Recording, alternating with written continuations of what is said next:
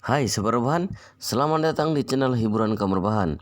Admin akan membacakan kelanjutan sebuah cerita novel yang sangat seru, yang sangat menghibur, yang sangat layak untuk diikuti dari awal hingga akhir, yang berjudul The Story of Yi-chan. Tetapi sebelum melanjutkannya, pastikan kalian sudah subscribe channel ini dan aktifkan lonceng notifikasinya agar tidak ketinggalan jika admin upload video terbaru. Jika kalian menyukai cerita seperti ini, jangan lupa like, jika berkenan share juga ke teman-teman lainnya agar teman-teman lainnya juga mendapatkan informasi dan hiburan di channel ini. Baik, kita lanjutkan di part ke 545 bertepatan dengan bab ke 2639. Pukul setengah 1 siang, mobil yang dikemudikan Yi-chan perlahan masuk ke Universitas Keuangan dan Ekonomi Jinling. Kampus sedang istirahat siang dan banyak pelajar di jalanan kampus yang berjalan bergerombol menuju kantin atau asrama. Juga ada beberapa yang terlihat makan di luar kampus. HJQ bertanya kepada Yi-chan, "Tuan Yi, mungkin ayahku sedang makan siang. Apakah perlu menelponnya dulu?"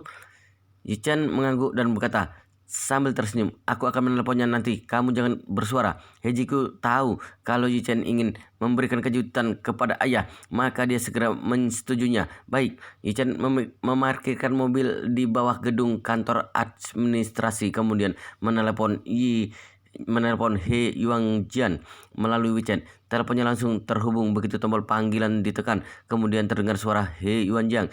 "Yi-chan, bagaimana situasi di sana? Apakah ada perkembangan?" Yi-chan berkata, "Paman He, jangan panik dulu. Kondisi di sini agak rumit. Tidak bisa dijelaskan begitu saja." He Yuanjian buru-buru bertanya, "Apakah kamu sudah bertemu dengan GQ?"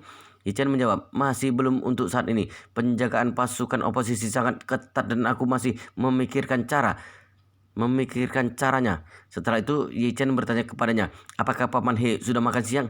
He Yuanjiang berkata dengan sedih, "Aku mana mungkin bisa makan siang. Aku sangat khawatir sejak kemarin malam. Aku menelponmu beberapa kali, tapi berada di luar jangkauan. Seharusnya tidak ada sinyal di tempatmu, bukan?" Yi-chan menjelaskan, "Tidak ada sinyal, jadi tidak bisa memakai telepon seperti biasa. Tapi aku punya perangkat internet satelit di sini, sehingga dapat dihubungkan dengan satelit, tapi biayanya sangat mahal." He Yuanjiang tidak menemukan keanehan dan berkata, "Maaf sudah merepotkanmu. Tidak peduli kedepannya ada kesempatan bertemu atau ada kesempatan menyelamatkan GQ atau tidak, kamu harus menjaga keselamatan diri sendiri." Yi-chan berkata sambil tersenyum, "Paman He, tenang saja. Aku akan membawa putrimu kembali ke Tiongkok dengan selamat." Kemudian dia buru-buru berkata, "Paman He, aku tutup teleponnya dulu dan akan menghubungimu lagi jika ada perkembangan." Hyunjang hanya bisa berkata, jaga keselamatan." Yi-chan selesai menelpon dan HJQ yang ada di samping segera bertanya, "Apa yang harus kita lakukan sekarang?" Yi-chan mematikan mobil lalu mengeluarkan 2 masker sekali pakai. Dia berkata kepada HJQ setelah memakainya, maskernya. Kita langsung ke kantornya, ke kantor ayahmu. Dia pasti ada di sana." HJQ tahu Yi-chan ingin memberikan kejutan kepada ayahnya, sehingga dia berkata sambil tersenyum, "Apakah kamu pikir ayahku tidak bisa mengenaliku setelah aku memakai masker?" Yi-chan berkata sambil tersenyum, "Aku berani bertaruh, ayahmu pasti tidak akan mengenalimu selama kamu tidak bicara." "Tidak mungkin." HJQ menggelengkan kepala dan berkata dengan yakin, "Aku dan ayahku hanya tidak terlalu banyak bicara saja, tapi bukan berarti hubungan kami sangat tegang dan canggung. Dia pasti bisa langsung mengenaliku." Yi-chan tersenyum, "Kita coba saja. Kamu langsung ketuk pintunya nanti dan lihat apakah dia bisa mengenalimu atau tidak." HJQ memonyongkan mulutnya, "Baik, yang kalah harus traktir makan." Setelah itu dia langsung memakai maskernya. Keduanya langsung masuk ke dalam gedung. Setelah turun dari mobil, HJQ berjalan di samping Yi-chan dan berbisik dengan gugup, "Apakah kamu tahu di mana kantor ayahku? Aku tidak pernah ke sini." Yi-chan mengangguk, "Tahu, kamu ikut saja denganku." Saat ini He Yuanjiang sedang mondar-mandir di kantornya. Putri satu-satunya sedang berada di Suriah yang jauh dan mati hidupnya masih tidak jelas sehingga membuatnya merasa sangat cemas. Selain itu, Yi Chen masih belum memberikan kabar yang pasti. Dia tidak tahu apakah putrinya bisa melepaskan diri atau tidak karena sedang ada masalah. He Yuanjiang beberapa kali membuat kesalahan saat mengajar hari ini. Dia merasa energinya sudah terkuras habis. Dia mungkin akan meminta cuti dari pihak kampus kalau masih tidak ada kabar putrinya hari ini, kemudian terbang ke Suriah. Dia juga tahu kalau dirinya tidak punya kemampuan menolong putrinya, bahkan tidak bisa tiba di tempat di mana putrinya dikurung, tapi dia berharap jaraknya dan putrinya bisa lebih dekat sehingga bisa sedikit mengurangi kepanikannya. Saat dirinya sedang panik, pintu tiba-tiba diketuk. Pikiran kacaunya terputus dan dia berjalan ke depan untuk membuka pintunya. Saat pintunya dibuka, dia melihat seorang gadis muda berpakaian modis. Hanya saja wanita itu memakai masker sehingga tidak melihat wajahnya. Jadi dia bertanya dengan bingung, "Halo, ada apa?" He Yuanjiang tidak mengenali putri di depannya itu. Ini bukan karena dia tidak akrab dengan putrinya, tapi dalam ingatannya putrinya tidak pernah berpakaian modis dan feminim seperti ini. Meskipun biasanya tidak dikategorikan tomboy, tapi gaya pakaiannya sederhana dan jarang memakai gaun. Karena dia lulusan Universitas Stanford, maka gaya pakaiannya hampir sama seperti programmer Silicon Valley. Musim panas memakai kaos dan celana jeans, lalu memakai sweater yang dipadukan dengan jeans di musim dingin. Sementara gadis di depannya terlihat elegan dan gayanya berbeda 180 derajat dengan He Ji-kyu. Selain itu, dia sama sekali tidak berpikir lebih jauh karena alam sadarnya mengatakan putrinya sedang berada di Suriah yang jaraknya ribuan kilometer jauhnya, sehingga tidak mungkin akan muncul di depannya. He Ji-kyu juga tidak menyangka kalau ayahnya tidak bisa mengenalinya. Dia memperhatikan He Yuanjiang dari atas sampai bawah. Selain kekagetan di matanya, dia juga memberikan beberapa petunjuk lewat matanya. Tapi He Yuanjiang tidak punya waktu menebak arti tatapan matanya itu. Saat melihat gadis di depannya berdiri diam saja, He Yuanjiang tidak ingin menghabiskan waktu dan berkata, "Pergilah jika tidak ada urusan." Dia langsung menutup pintunya setelah selesai mengatakannya. He Ji-kyu yang berdiri di luar pintu tercengang. Mimpi pun dia tidak menyangka kalau sebuah masker bahkan membuat ayahnya tidak mengenali dirinya. Dia bukan hanya tidak mengenalinya, tapi juga menutup pintunya. Yi Chen yang bersandar di dinding melihat sambil tersenyum dan bertanya pelan, "Bagaimana? Sudah mengaku kalah?" He Ji-kyu berkata dengan marah, "Paling-paling aku akan mentraktirmu makan malam." Yi Chen melambaikan tangan. "Malam ini tidak bisa. Aku harus pulang malam ini. Istriku sedang menungguku di rumah." He Ji-kyu bertanya dengan kaget. "Anda sudah menikah?" Yi Chen mengangguk. "Sudah menikah 4 tahun." He Ji-kyu tiba-tiba merasa kecewa. Tapi dia segera mengatur suasana hatinya dan berkata, "Baiklah, kita makan lain kali saja. Lagi pula aku akan bekerja untukmu di Jinling sehingga bisa membayarmu kapan saja." Yi Chen tersenyum. "Baik, aku akan mengingatnya." Setelah itu dia menunjuk pintu kantor He Yuanjiang sambil tersenyum. "Apakah kamu ingin memberikan satu peluang lagi untuk ayahmu?" He Ji-kyu mengetuk pintu sekali lagi dengan kesal. Tok tok tok. He Yuanjiang yang berada di dalam merasa kesal dan membuka pintunya dengan agak marah. Dia bertanya saat melihat wanita yang sama tadi, "Ada apa sebenarnya?" He Ji-kyu menghentakkan kakinya dengan marah dan langsung membuka maskernya, lalu berkata, "He Yuanjiang, kamu bahkan tidak bisa mengenali putri kandungmu sendiri?" He Yuanjiang terkejut ketika mendengar kata-kata He Ji-kyu. Dia berteriak ketika melihat wajah He Ji-kyu. "Ji-kyu, apakah ini benar dirimu?" Meskipun He Ji-kyu berdiri di depan, tapi He Yuanjiang masih tidak bisa percaya kalau wanita di depannya ini adalah putrinya. Karena dia sangat yakin kalau putrinya ada di Suriah sekarang. Tidak ada kemungkinan sama sekali dia bisa tiba-tiba muncul di depannya. Apalagi dirinya baru bicara dengan Yi Chen di telepon tadi. Yi Chen bahkan belum melihatnya. Selain itu, pihak Amerika tidak mengirim orang melakukan penyelamatan. Jadi angkatan bersenjata pasukan oposisi di Suriah tidak mungkin melepaskannya. Dengan kata lain, meskipun pasukan oposisi Suriah benar-benar berwelas asih, He GQ juga tidak mungkin tiba di Jinling secepat ini. Jadi dia pikir dirinya mengalami gangguan dan bingung serta tidak tahu harus bagaimana meresponnya. GQ sebenarnya sangat senang karena bisa bertemu ayah, tapi tidak tahu kenapa tiba-tiba merasa tidak senang karena ayahnya tidak bisa mengenalinya. Jadi dia melihat He Yuanjang dengan marah dan mengeluh. Aku bahkan sudah berdiri di depanmu. Apakah kamu masih tidak percaya? He Yuanjang buru-buru berkata, percaya, aku percaya. Tapi bagaimana kamu datang ke Jinling? Bagaimana mungkin? Hei, GQ menghelangkan kepalanya tanpa daya, lalu berpaling melihat Yi Chen yang bersandar di dinding dan berkata kepada ayahnya, kamu tanya saja. Kamu tanya dia saja, bagaimana cara aku bisa datang ke Jinling? Hei Yuanjang berdiri di dalam pintu, jadi dia tidak tahu masih ada orang di luar pintu. Dia buru-buru mengeluarkan kepalanya. Kebetulan Yi Chen membuka masker sehingga mereka saling bertatapan. Yi Chen melihat mata He Yuanjang yang terlihat kaget dan bingung sehingga dia melambaikan tangan dan berkata, halo paman He. Yi Chen. He Yuanjang semakin kaget dan segera bertanya, ini ada apa ini? Yi Chen bertanya sambil tersenyum, apakah bisa berbicara di dalam? He Yuanjang sadar kembali dan segera berkata, cepat. Yi Chen dan He GQ masuk ke kantor bersama He Yuanjang lalu menarik He GQ duduk di sofa. Yi Chen mengibaskan masker di tangannya sambil menertawakan diri sendiri. Sepertinya mainan ini tidak ada gunanya. He Yuanjang berkata dengan cemas, aduh, cepat beritahu aku, ada apa sebenarnya? Bukankah kamu barusan mengatakan masih ada di Surya? Apakah kalian berdua berbohong padaku? Yi Chen berkata, kami ingin memberimu kejutan. He Yuanjang segera berkata, benar-benar kejutan. Ini benar-benar kejutan besar. Kemudian dia buru-buru bertanya, cepat katakan padaku, bagaimana cara kalian kembali? Kenapa bisa kembali dalam waktu sesingkat ini? Apakah prosesnya lancar? Yi Chen berkata sambil tersenyum. Pada awalnya tidak lancar, tapi segera menjadi sangat lancar. Kebetulan aku kenalan dengan komandan pasukan oposisi di sana dan bertemu dengannya. Orang itu sangat baik dan melepaskan GQ. He Yuanjang segera melihat He GQ dan bertanya, GQ, apakah kamu menderita di sana?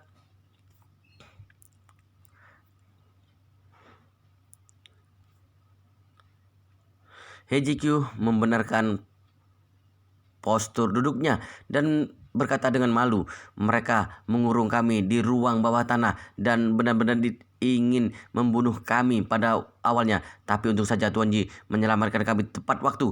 Kalau tidak, kami mungkin sudah dieksekusi satu persatu. He Yuanjang berkata kepada Yi Chen dengan penuh rasa terima kasih. Yi Chen, paman benar-benar berhutang satu nyawa kepadamu karena kamu bisa membawa GQ kembali dengan selamat. Nyawa tua paman ini akan menjadi milikmu kelak. Paman tidak mungkin akan menolak apapun yang kamu minta. Yi Chen buru-buru berkata, tidak perlu seperti itu paman. Ini hanya masalah kecil. Apalagi kamu adalah teman ibuku, jadi sudah seharusnya aku menolongmu. GQ terkejut ketika mendengarnya. Kamu Yi Chen, putra tunggal Bibi An? Mata He GQ terlihat berbinar dan berkata penuh semangat kepada Yi Chen, Tuan Yi, jujur saja, ibumu adalah idola dalam hidupku. Aku memutuskan ke Stanford setelah mengetahui masalah dan aku mengetahui lebih banyak tentang ibumu saat berada di Stanford. Kekagumanku padanya sudah tidak bisa diungkapkan dengan kata-kata lagi. Yi Chen menjadi penasaran. Tidak diduga He GQ begitu paham tentang ibunya. Hal ini membuat Yi Chen merasa malu. Dia tidak tahu banyak tentang ibunya, bahkan lebih buruk dari orang luar. Dirinya benar-benar tidak melakukan dengan baik. Jika tidak, dia seharusnya mencari cara memahami kehidupan ibunya. Saat ini He Yuanjang melihat He GQ lalu berkata tegas dan serius, GQ, aku sudah berjanji kepada Yi Chen, kalau dia bisa menyelamatkanmu, maka kamu harus bertanggung jawab atas bisnis pengiriman laut Yi Chen, dan aku akan menjadi konsultan yang berkewajiban membantumu dari belakang. Jadi kamu sudah bisa pulang dengan selamat ke Tiongkok dan jangan pergi kemana-mana lagi. Bekerja saja di Jinling. Kita berdua bekerja sama untuk membantu bisnis Yi Chen. Hejiku mengangguk dan berkata tanpa ragu, "Ayah, Anda tenang saja. Aku sudah berjanji kepada Tuan Yi." Kemudian dia buru-buru berkata, "Hal yang paling aku takutkan sebenarnya adalah kemampuanku sendiri. Apa yang aku alami di Suriah menyadarkanku bahwa aku memiliki kekurangan dalam semua aspek, terutama dalam aspek menilai orang. Pikiranku terlalu optimis, jadi aku takut tidak bisa melakukan pekerjaan dengan baik." Ichen berkata, "Nona He, kamu tidak perlu khawatir mengenai hal ini. Kami melakukan bisnis legal yang mengandalkan kekuatan modal, perencanaan, sumber daya, saluran dan koneksi, bukan mengandalkan penipuan. Jadi kamu hanya perlu menjalankan perusahaan, memilah bisnis, memahami hubungan sumber daya, dan biarkan sisanya berjalan sendiri." Setelah itu, dia berkata lagi, "Lihatlah, tidak peduli Bill Gates dari Microsoft, Larry Page dari Google, atau Elon Musk dari Tesla. Mereka semua memiliki latar belakang teknologi komputer dikenal dengan sebutan coding passion. Belum tentu mereka juga bisa menilai orang. Yang paling mereka kuasai adalah teknologi pasar dan bagaimana mereka memakai teknologi mereka untuk membuat produk yang paling sesuai dengan kebutuhan pasar. Selama mereka bisa menggunakan teknologi mereka sebaik mungkin, maka mereka bisa sukses, dan kamu juga seperti itu, Tuan Yi. Karena Anda sudah berkata seperti ini, maka aku akan berusaha sebaik mungkin supaya tidak mengecewakan Anda." Hejiku yang awalnya panik dan tidak percaya diri menjadi lebih lega setelah mendengarnya. Hatinya merasa lega, tapi tubuhnya tidak bisa lega. Karena duduk di sofa, dia merasa pakaian dalamnya semakin ketat. Bahkan dia hampir tidak bisa bernapas. Hyunjang bertanya setelah melihat sikap putrinya yang tidak biasa, "CQ, ada apa denganmu? Apakah kamu tidak sehat?"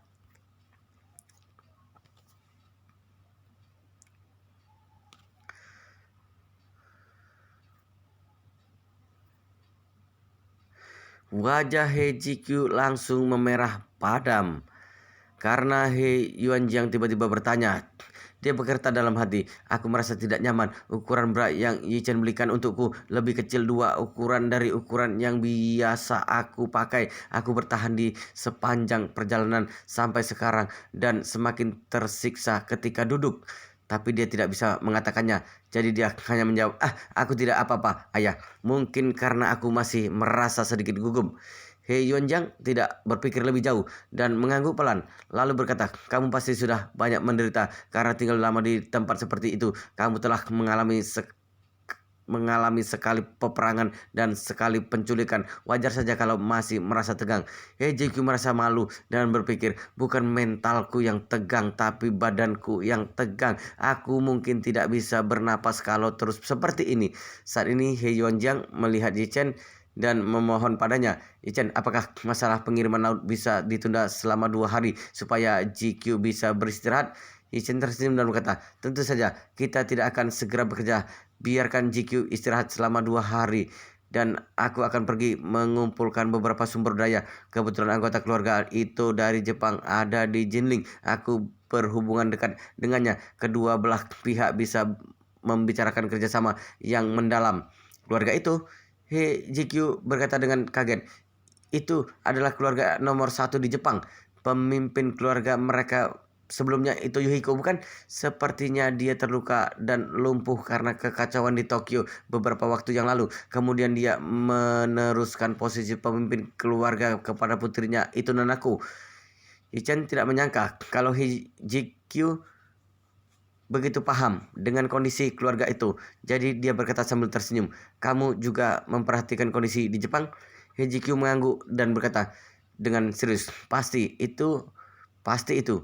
Karena kami yang ada di jurusan keuangan harus mempelajari ekonomi yang relatif tinggi di dunia. Produk nasional bruto Jepang berada pada urutan ketiga. Pondasi industri sangat kuat. Jadi aku lebih banyak memperhatikan perkembangan bisnis dan ekonomi mereka." Yichen berkata, "Selain itu Nanako, ayahnya itu Yuhiko, juga ada di Jinling. Aku akan memperkenalkan mereka padamu nanti." Heijikyu berkata, Tidak masalah." He Yuanjiang melihat jam dan berkata, "Oh iya, kalian berdua masih belum makan siang, bukan?" Yichen mengangguk, "Masih belum sempat makan." He Yuanjang tertawa dan berkata, aku juga masih belum makan. Aku tidak ada nafsu makan selama beberapa waktu ini. Kamu dan JQ sudah pulang dengan selamat sekarang. Jadi aku langsung merasa lapar. Bagaimana kalau kita pergi makan? Sejak He JQ naik pesawat sampai sekarang belum makan. Jadi dia juga merasa sangat lapar. Sehingga segera berkata, aku juga sudah lapar. Mari kita makan di restoran sambil mengobrol. Tentu saja Ji Chen tidak menolaknya dan berkata, kalau seperti itu aku akan mengatur makan siangnya. He Yuanjang buru-buru berkata, tidak bisa. Paman akan mentraktirmu. Ichen tersenyum. Aku ada teman yang membuka sebuah restoran yang makanannya sangat enak. Jika bukan teman, maka pasti tidak bisa mendapatkan ruangan VIP. Jadi aku saja yang mengaturnya. Paman He bisa mentraktirku makan kapan saja. Lagi pula kita berada di Jining dan mudah bertemu. He Yuanjang tidak bersikeras ketika mendengarnya dan mengangguk. Kalau begitu, paman akan mendengarkanmu.